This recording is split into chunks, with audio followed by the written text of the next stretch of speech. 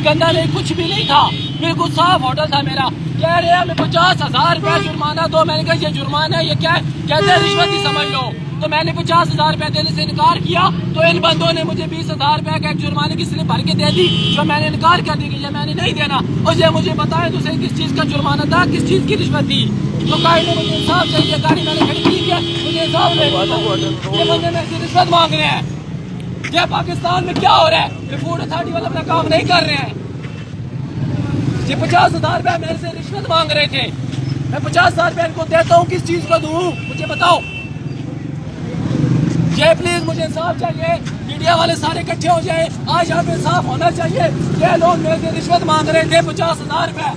ये फूड वाले हमारे काम कर रहे हैं 50,000 रुपया, किस चीज का मैं दूँ? ये गाड़ी मैंने खड़ी की हुई है भाई, पूरा मोहल्ला पूरा शहर इकट्ठा हो जाए। इन लोगों ने यहाँ पे पखंडी बनाई हुई है, ये किस चीज का जुर्माना है? किस चीज का हम जुर्माना दें भाई? सारा शहर आज इकट्ठा हो जाए। यहाँ पे खड़े हुए मैंने थाने में भी फोन किया है, बाबडा वालों को भी फोन कर दिया। कोई पाकिस्तान का महकमा नहीं रहना चाहिए। जो आता है यहाँ पे जुर्माना, रिश्वत